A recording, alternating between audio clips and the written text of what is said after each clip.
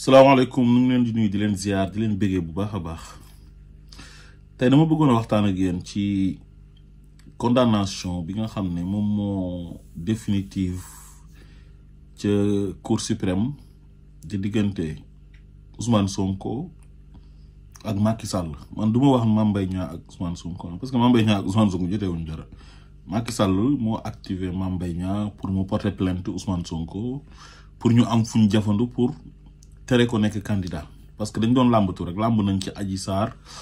dem ba xam ne Adji Sarr bi day cool ñu ne xaar ñu ubbi beneen mooy dossier diffamation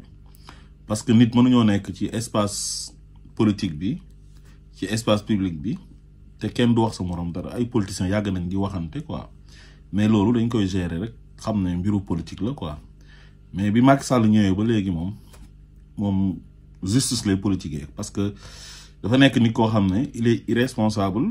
il n'a pas le courage d'affronter les gens ci terrain politique bi quoi mais li gën a yomb lay def mooy jël doole état di ko xeexee gendarmerie police politiser administration bi juge yi nga xam ne dañoo am njëg nangu mu jënd leen voilà comme ni ko Abdoulaye Wade waxee woon rek juge bu bëgg a am indépendance di nga am indépendance waaye ku ko bëggut a am doo ko am ñi nga xamante ni tey ñoo nekk ay juge Thione ak ay ñoom juge Sabassi Marème Diop Gueye Aïssatou Diallo Ba ak Keliko ak Ousmane Diagne ak ñeneen ñoo xam ne xamuñ leen mais ñooñu am nañ indépendance parce que ñàkkul ne sale boulot bi seen morom yi di def ñoom proposé nañ leen ku ñu bañ voilà donc dañoo doylu ba pare dañoo bëgg am indépendance parce que dañoo waat donc condamnation boobu waa conseil constitutionnel dañoo wax ne moom moo teree nekk Ousmane Sonko candidat donc gis ngeen accélération bu ci am léegi avant loolu dégg gis ngeen Barthélémy Diaz ñu àtte ko jeexal pourvoi bi nga xamante ni moo nekkoon foofu mooy pourvoi en cassation ci mbiru Ndiaga Diouf léegi moo wax leen tey lu waral ñu jeexal vider complètement dossier Ndiaga Diouf ak Barthélémy Diaz ndax Macky Sall daf ko téye woon daf ko benn épée de Damoclès xam nga Macky Sall seytaane la du Macky Sall du nit ku baax parce que nit ku baax yow doo ñëw tey ngay xeex benn mbir di défendre nit ci benn cause suba ngeen am ay divergence politique nga jël loolu nga ko doon défendre téye ko daf ko benn épée de Damoclès pour di ko xeexee politiquement Barthélémy Diaz traître la ànduma ak moom politiquement mais Macky Sall ak Barthélémy Diaz ñoom ñaar ñoo yem qui se ressemble s'assemble moo tax finalement dañoo mujj retrouver wu parce que dossier boobu noonu Macky Sall début bi dafa ñëw kër papaay Barthélémy Diaz ñu organiser une conférence de presse mu koy défendre xam nga di évoquer sax ay légitime défense ak lu ne parce que boobu mu ngi ci opposition bi Barthélémy Diaz mu ngi ci opposition bi te ñoo bokkoon benn combat mooy c'était le départ de Abdoulaye Wade ak non à la troisième candidature de Abdoulaye Wade léegi ñu tëj Barthélémy Diaz kaso Macky Sall entre temps mu falu bi mu faloo mu investir Barthélémy Diaz ci liste député yi ñu falee Barthélémy Diaz ci prison bi mu génnee ko yóbbu ko assemblée nationale bi mu demee nag ba nga am ak Barthélémy Diaz problème politiquement mu téye dossier boobu nag pour bu Barthélémy Diaz yëngatoo mu xeexee ko kon xam nga ne kooku du nit ku baax bonu Macky Sall moom defe naa ne ku bëggut a xam ndax Macky Sall dafa bon rek waa maanaam ñu wan la jant bi ne la mu ngi nii wala weer bi nga ne gisuma ko yow ku nekk Sénégal maanaam Macky Sall ñu bokk ak moom ndey ak baay sax ak ñu bokk ak moom parteeg xam nga ñu am ci moom intérêt ñëpp xam nañu dafa bon mais su fekkee yow nit ku dëggu nga di wax dëgg rek te yàlla tax sa aqulaay taala suñ la laajee ndax Macky Sall ku baax la wallahi boo ko waxee ne dafa baax sax yow gëmoo ko quoi donc dossier boobu lu tax mu vidé ko ba man cee jaaree pour programme bu Ousmane Sonko bi mooy dafa bëggoon Sénégalais yi ne bu Barthélémy Diaz bi mu ngi nii yàgg na vidé nañ ko léegi li mu doon bañ mooy Sénégalais yi ne mais bu Barthélémy Diaz bi ça fait 12 ans parce que 2010 la woon ba léegi mu ngi traîner te bu Ousmane Sonko bi lu ñu tuddee diffamation te ñu wax ne moog Mame Mbaye Niang la te du moog Mame Mbaye Niang moog Macky Sall la dañ ko accéléré loolu nag moo tax mu toog ak ay juge am wax ko Barthélémy Dias yëg na ko de conférence de presse bu mu génn noonu di def noonu da doon sóob di jouer film mais ñoom dañ see déggoo dañu ne nañ njëkkee bu Barthélémy Dias bi condamné ko ci suñ ko condamné ba pare confirmer ko cour d'appel su paree nag ñu attaqué bu Ousmane Sonko bi pour mën a empêcher Ousmane Sonko mu bañ a nekk candidat Barthélémy Dias yëg na ko Aïssata Tall Sall mi nekkoon avocat yam ci dossier bi avant muy transhumé la grande transhumante là mooy jigéenu buloo yang bi tamit niroog vietnamien rek maire boobu moom du nitu dara ko Sénégalais dañoo dëñ ci moom te ñooñu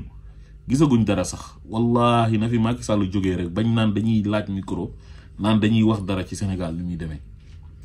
ñooñu fépp fu ñu nekkati bu fi Macky Sall jógee bu ñuy wax dañ leen war a yuuxoo bu ñu leen mënee sànni xeer sax dañ leen sànni xeer parce que dañoo yàq Sénégal dañoo bon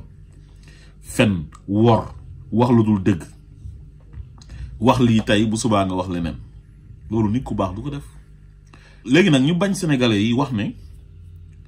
dossier Barthélémy Dias bi mu nga Cour suprême ba léegi nii vidé guñ ko te def na 12 ans léegi kon nañu njëkkee Barthélémy Dias après teg ci Sonko su ko defee gars yi ne non c'est normal bu Barthélémy Dias vidé nañ ko léegi Sonko suñ ko àttee tamit c'est normal te ñoom ba tey xamuñ sénégalais yi fu ñuy xalaatee ñoom sénégalais yi dañ leen a raw loolu même buñ ko defee ba tey gaaw na parce que am na yeneen dossier diffamation yoo xam ne ñu ngi traîner foofu noonu am na yeneen pourvoi en cassation yoo xam ne ñu ngi fay traîner ça fait des années kon lu ñu si bëggoon lii rek la en complicité ak Barthélémy Dias le traître xam nga bi muy def conférence de presse mu ngi doon wax naan sama poste député après mën naa ko ñàkk waaye pour ma ñàkk ko sama yaay ju baax jooju noonu nekkoon sama avocat Aïssata Tall Sall moom mooy bind assemblée nationale pour mu dindi ma ci sama poste député est-ce que boobu léegi dégg ngeen benn yoon ñu ne Aïssata Tall Sall bind na pour ñu dindi Barthélémy Dias ci poste député am du ngeen ko mës a dégg ñu ne bind na président assemblée nationale pour ñu dindi ko ci poste député am lu ñu ci bëggoon rek mooy ñu ne yemale nañ Sonko ak Barthélémy Dias bu Barthélémy Dias bi vidé nañ ko bu Sonko bi tamit suñ ko vidé c'est normal te ñoom dañ doon jëkkalanteeg temps bi pour conseil constitutionnel loolu rek lañ ci jublu woon te gis ngeen Barthélémy Dias fan ngeen di xamee ne si complot bi la bokk te fenkat la traître la bi muy wax moom daf ne pare na Khalifa Sall ba pare te su fekkee ne dañoo dindi poste député bi parrainage boobu mu pare na Khalifa Sall dootul baaxati te rétroactivité donte waa conseil constitutionnel tax nañ ko si seen tappale yi ñuy éliminer Ousmane Sonko mais loolu amul boo xasee ba déposé ba pare bu beneen décision génnee ci gannaaw fekk na yow déposé nga conseil constitutionnel ba pare rétroactivité amul foofu noonu loolu ñu jàng droit yëpp xam nañ ko ñun jànguñ droit mais ñi jàng droit wax nañ ko ñu dégg ko donc loolu mooy premier fen bu Barthélémy Dias fen deuxième fen bi mu ngi doon tuur lëndëm sénégalais yi di wane ne ñoom 13 députés lañ ba tey tuddul sax nombre de députés yi de te ñoom 14 députés lañ lu tax ñu nekk 14 députés parce que 13 lañ njëkkoon a am. dafa am benn député boo xam ne waa Pastef la dafa génn àdduna léegi bi mu génnee àdduna suppléant yam bi ko war a remplacer taxawu Ndakaaru la bokk léegi nag de Pastef mooy perte foofu noonu benn député parce que moom 26 la amoon léegi nag mu retrouvé wu ak 25 léegi taxawu Ndakaaru ñoom bénéficié wu ak beneen député jógee ci 13 am 14 parce que ki suppléé woon député Pastef bi gaañu moom taxawu Ndakaaru la bokk léegi nag loolu moo tax ñu mujj am ñoom 14 députés te loolu leeralu ko benn yoon parce que ci manipulation la nekkoon parce que traître la warkat la léegi nag man lenn rek laay ñaan yàlla ñu àgg ci le 25 février 2024 incha allah su boobaa dana leen xam kii ak kii moom daf ne du Ousmane Sonko moo tax mu nekk maire de Dakar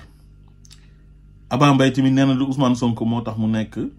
député te moom ci élection locale yi